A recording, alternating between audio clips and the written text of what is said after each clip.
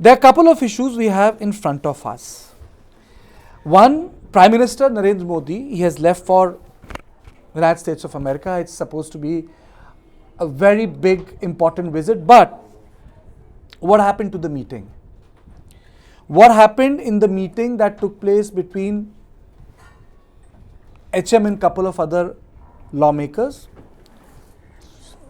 Then a sort of a press conference by Chief Minister Biren Singh, in which he is specifically talking about cookie arm militants. His bite, not mine. His words, not mine. It's a warning, and he said health and education are the priority sector, which means free movement of children for education, and health means people's ability to get treated. It's like to create a sense of ordinariness. And I think it's the sense of ordinariness which an ordinary Manipuri must be missing, because that creates normalcy. We are also going to talk about a couple of reports which have been published.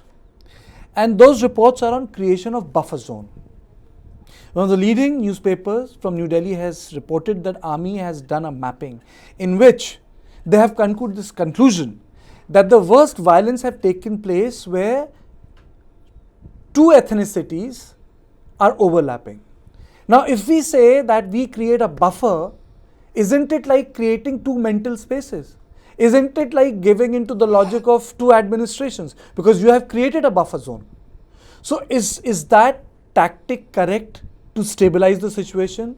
Or can that tactic mentally and physically separate two spaces which a big section of Manipuri population does not want, which is the context of territorial integrity?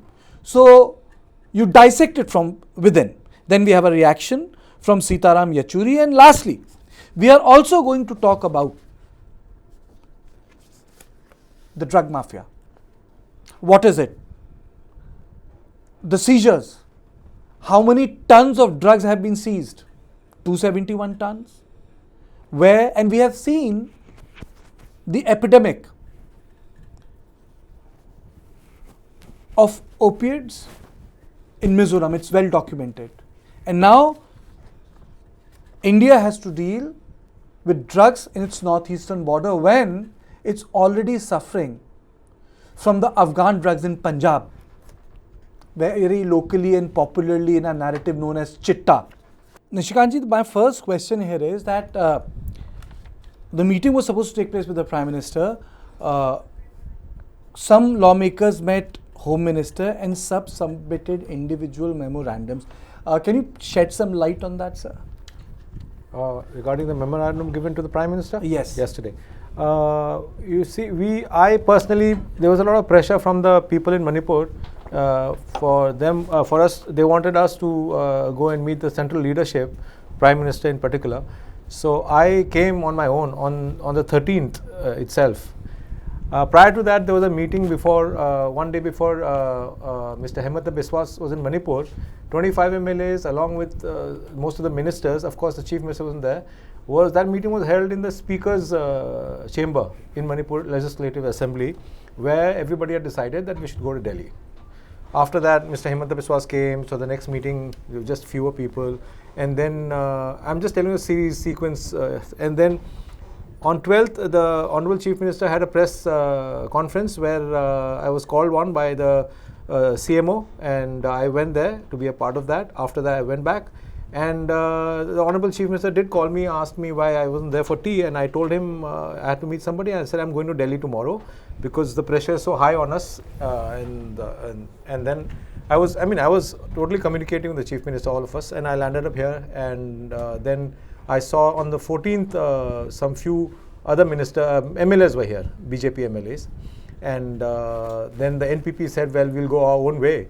So I was rather surprised. And anyway, so on 16th, so on 15th, we gave our sent an email for appointment, which was acknowledged by the PMO. And they said that in a few days, we'll fix a meeting with you guys. Anyway, 16th, I saw a missed call from the Honorable Chief Minister. I called him back. And he asked me about the thing. I said, I think in a couple of days we should get a meeting. But Nishikantji, why isn't there No, I'm coming to that. So then suddenly a group of MLAs came from Manipur, and I wasn't communicated, came and they told the group that I was with, we were here for Manipur, all of us, that we are going to meet the Defence Minister. Your names are not there. Anyway, so they went and met the Honorable Defence Minister. So we thought we've been sitting here and Prime Minister might move on tomorrow. That was yesterday. So we thought, chalo, whatever we can do for Manipur. So we went and submitted the memorandum, all in the larger interest of Manipur. And here, I just want to appeal to everybody. That delegation yesterday to meet the Defence Minister was led by the Honorable Speaker and the Rajya Sabha MP.